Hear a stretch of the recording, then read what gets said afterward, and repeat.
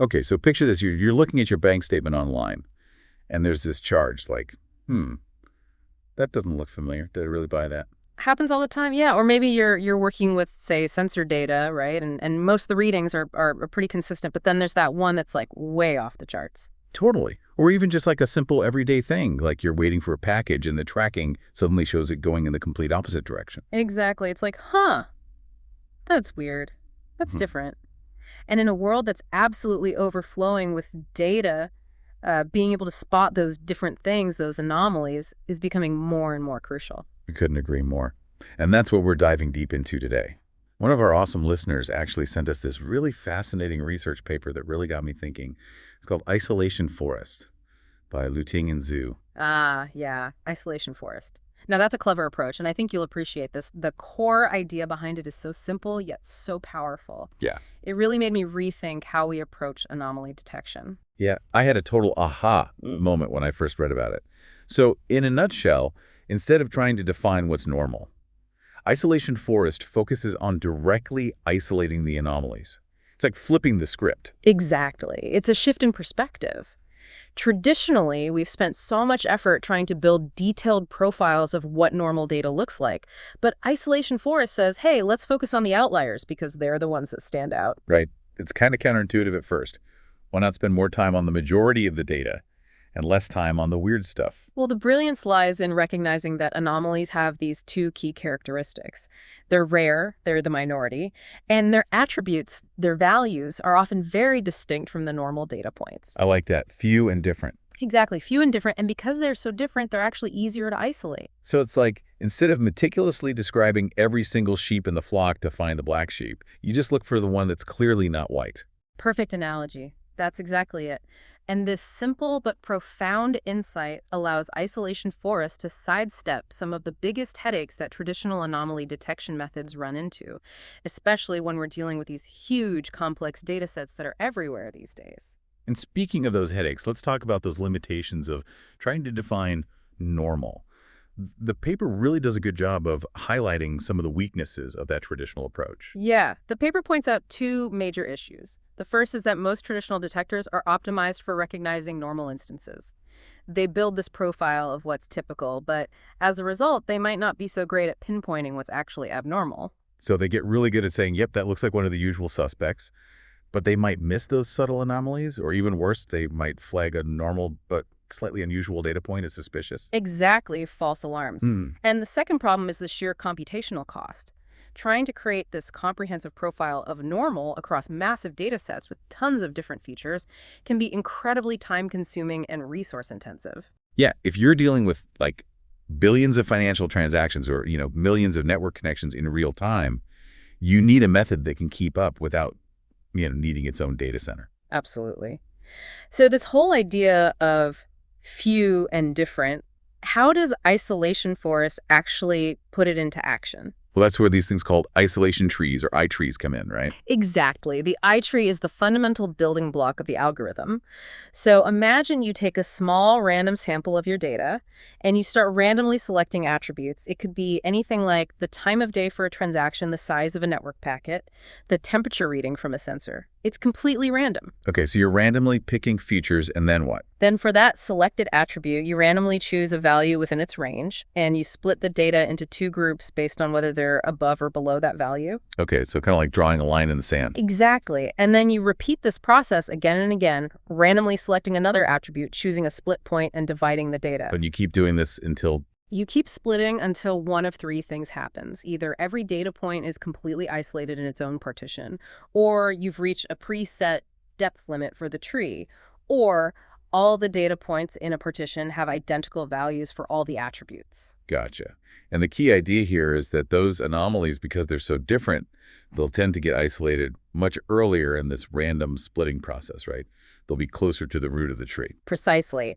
Normal data points, because they tend to be more similar, will require many more splits to be separated, and they'll end up deeper down in the branches of the tree. So fewer splits, shorter path to isolation equals more likely to be an anomaly. Exactly. And the paper illustrates this really well with an example using a Gaussian distribution, a normal bell curve.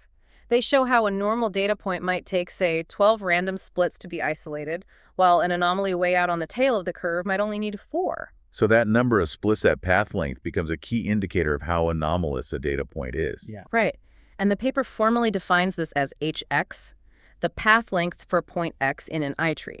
So anomaly detection using iTrees becomes all about finding those data points that consistently have these shorter path lengths across multiple trees. Okay, so one iTree gives us a path length for each data point. But the method is called isolation forest. So we're not just using one tree, are we? Of course not. One tree wouldn't be enough to give us a reliable measure. We need multiple perspectives. That's where the forest comes in. So isolation forest builds an ensemble of multiple iTrees, each one constructed using a different random subset of the original data. Exactly. And there are 2 important parameters here. The number of trees in the forest, usually denoted as A, and the size of those random subsets, which is represented by the Greek letter A, PSI. So K controls how many different perspectives we get and controls how much of the data each tree sees. Exactly. Having multiple trees ensures we get a robust and consistent measure of how easy or hard it is to isolate each data point. Because each tree is built differently, it might be more sensitive to certain types of anomalies. So we're not putting all our eggs in one basket. Right. And as we'll discuss later, that subsampling size EP is really important for both the efficiency and the effectiveness of the method. Okay, so we build this whole forest of iTrees, each one looking at a different random slice of the data. Then to figure out how anomalous a data point is, we basically run it through all the trees and see how many steps it takes to isolate it in each one. Exactly. And then we calculate the average path length for that data point across all the trees. That average path length gives us a good overall measure of its isolation. And that average path length is then plugged into a formula to calculate the final anomaly score right. Correct. The paper refers to this average path length as EX, and the final anomaly score as XXN. The formula for calculating the anomaly score is given in equation 2 in the paper. And just to remind our listeners that anomaly score tells us how likely it is that a data point is an anomaly. Exactly. The anomaly score is neatly scaled between 0 and 1. So a score close to 1 means very likely an anomaly because it consistently took very few splits to isolate it across all the trees. And a score much smaller than 0.5 means probably normal. Right, because it consistently required many more splits to be isolated. And what if all the scores are kind of hovering around 0.5? That generally means there aren't any really distinct anomalies present in that particular data set or sample. So it's like a spectrum of weirdness. Yeah, exactly. And the paper even mentions that you can create these visual maps of anomaly scores, which is super helpful for actually seeing where the anomalies are clustered in your data. So now we've got the building blocks, the iTrees, and how they work together in the isolation forest to give us this anomaly score. But the paper also digs into why this approach is so effective. Absolutely. So one of the major reasons iForest works so well is because it leverages these things called partial models and the power of subsampling. Okay, break that down for us. Unlike traditional methods that need to see a large portion of the data to build a complete profile of normality, iForest operates on these small, random subsets. And why is that a good thing? Because remember, we're focusing on the few and different. We don't need to understand every intricate detail of the vast majority. We just need to be able to pick out the outliers. So it's like you don't need to study every single grain of sand on the beach to find the seashells. Precisely. And this focus on the outliers allows for aggressive subsampling. In fact, the paper argues that using smaller subsamples can actually be better for anomaly detection with iForest. Really? Less data is better. That's counterintuitive. It is, and there are 2 main reasons for this. It helps to reduce swamping and masking. Okay, now those sound important. Yeah. What exactly are swamping and masking? So swamping happens when normal data points are very close to the anomalies in the data space. These nearby normal points can interfere with the isolation process, making it take more splits to isolate the anomaly and thus making them appear less anomalous. So it's like the anomalies are getting lost in the crowd. Right. Now, masking, on the other hand, occurs when you have a whole bunch of anomalies clustered together. So they're kind of hiding each other? Exactly. They can mask each other, leading to longer path lengths and making individual anomalies less obvious. I see. So too many normal points near the anomalies makes the anomalies harder to spot, and too many anomalies clustered together makes each individual anomaly less unusual. Precisely. Yeah. Now think about what happens when you use small, random subsamples. You're less likely to include those swamping normal points, and if you have a cluster of anomalies, they might get split up across different subsamples, reducing the masking effect. So each little snapshot of the data is more likely to have those anomalies sticking out like sore thumbs. Exactly. And the paper even provides an example using using a synthetic dataset called mulcross, where subsampling significantly improved the accuracy of anomaly detection. So it's like this: looking at less data can sometimes give you a clearer picture of what's truly unusual. That's so cool. It goes against what you'd normally think. It does, and it highlights the power of focusing on the right information rather than trying to process everything. And the paper also emphasizes that iForest doesn't rely on those complex distance or density calculations that a lot of other methods use, like ORCA and LOF. Why is that so important? Well, distance-based methods need to calculate how far apart each data point is from every other data point, or at least its nearest neighbors. Density-based methods try to figure out how crowded or sparse the data is around each point. These calculations can be very computationally expensive, especially as the size and the complexity of the data grow. And those calculations can really bog things down. Exactly. iForest, on the other hand, mainly uses simple comparisons during that random partitioning process, which is much more efficient. So it's like taking the scenic route versus taking the expressway. Exactly. And this efficiency leads to some major advantages in terms of speed and memory usage, which the paper highlights as being far superior to a lot of existing techniques. So for our listeners, you're dealing with a mountain of data. iForest could be a game changer in terms of how quickly you can find those unusual patterns. Indeed. The paper actually shows that iForest has linear time complexity with a low overhead, which means the processing time increases very predictably as the dataset grows. And it also has a small memory footprint because it's working with these small subsamples. So it's not a memory hog. Nope. And the paper specifically compares it to ORCA, which, while having near linear complexity in some cases, often needs way more memory. So more efficient and less demanding on your resources. That's a win-win. Absolutely. And the paper backs up these claims with some really compelling real-world examples. They compared iForest against ORCA LOF and even random forests on a variety of datasets, both synthetic and real-world. And they used a metric called AUC to evaluate how well each method could correctly identify anomalies. Right. AUC stands for area under the curve, and it's a common way to measure the performance of classification models. And the results were pretty impressive, right? Yeah, across many of the data sets, especially the larger ones like HTTP and Forest Cover iForest, either achieved similar or even better AUC scores than ORCA and LOF, but it did so significantly faster. So faster and just as accurate, if not more accurate. Exactly. And in some cases, we're talking about orders of magnitude faster. Like, imagine analyzing huge web server logs or satellite imagery for unusual activity in minutes instead of hours or even days. That kind of speed can be crucial in a lot of situations. Absolutely. And the paper also points out that iForest's performance tends to stabilize after building a relatively small number of trees, often less than 100. So you don't need to create this massive forest to get good results. And they also talked about why methods like ORCA might struggle in situations where anomalies tend to cluster together, right? That goes back to the masking effect we talked about earlier. Exactly.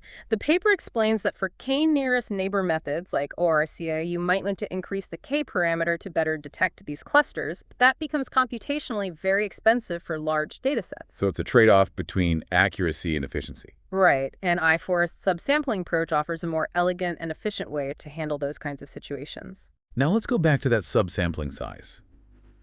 The paper looked at how the size of those random subsets impacts performance. What did they find?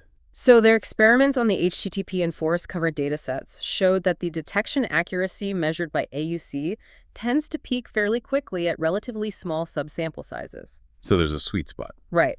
For example, around 128 data points for the HTTP dataset and 512 for forest cover. Increasing the subsampling size beyond those points led to only tiny improvements in accuracy while increasing the processing time. So it's like diminishing returns. Exactly. You don't need to use huge chunks of data for each tree to get good performance, and using smaller, carefully chosen subsets can actually be more efficient without sacrificing much accuracy. So another point for efficiency. Absolutely. It shows that iForest can achieve near optimal detection performance by looking at just a small snapshot of the data for each tree. Now, what about those really complex, high-dimensional data sets where each data point has tons of different features? How does iForest handle those situations? That's a really important question. In high-dimensional spaces, many traditional anomaly detection methods run into something called the curse of dimensionality. The curse of dimensionality, what is that? It basically means that as the number of dimensions increases, the data becomes very sparse, and traditional distance-based measures become less reliable. It's like trying to find a needle in a haystack, but the haystack is the size of a planet. So how does iForce deal with that? iForce can be adapted for these situations by incorporating a step to select the most relevant attributes before building each iTree. They even looked at using a simple statistical measure called kurtosis to pick out the most pointy or unusual-looking It's features. like pre-processing the data to focus on the most informative features. Exactly.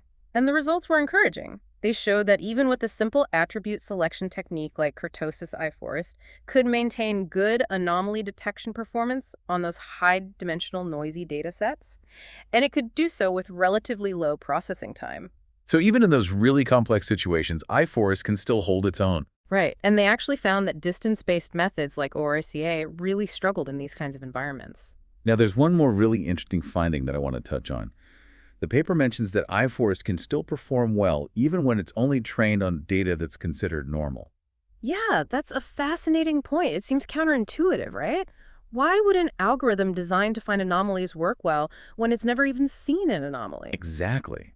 It's like trying to teach someone to recognize counterfeit money by only showing them real money. But think about it this way. By training on only normal data, the iTrees learn the underlying structure of what's typical. So when they encounter something that deviates significantly from that structure, they can flag it as potentially anomalous. Ah, so it's learning what's normal so well that anything that's not normal really stands out. Precisely. And the paper found that in these cases, increasing the size of the subsamples used to build the trees can actually improve the detection performance. So even without explicitly seeing any anomalies during training, iForest can still learn enough to identify them later. Exactly. It's a testament to the power of this isolation concept. So to wrap up our deep dive into isolation forest, what's the most important takeaway for our listener? I think the key takeaway is that isolation forest offers a fundamentally different and very effective way to approach anomaly detection. By focusing on isolating the unusual rather than profiling the normal, it provides a highly efficient and scalable method, especially for those of you working with massive complex data sets. And what was the most surprising or intriguing detail that stood out to you? For me, it was the counterintuitive finding that using smaller random subsets of the data can actually improve the detection accuracy. It challenges our assumptions about how much data we need to analyze to find meaningful insights. Absolutely. It's a good reminder that sometimes less is more. And for our listener who's always looking for ways to gain knowledge efficiently and effectively, Isolation Forest is a powerful tool for cutting through the noise of vast amounts of data and pinpointing what's truly out of the ordinary. It raises an interesting question, though. Could this principle of focusing on isolating the different be applied more broadly, not just in data analysis, but in other areas of our lives as well? Maybe by paying more attention to what doesn't fit, we can gain a deeper understanding of the world around us. That's a thought-provoking idea. Maybe the key to understanding what's important is understanding what's not. Thank you so much for sharing this research with us, and thank you for joining us on this deep dive. It's been a pleasure. Until next time.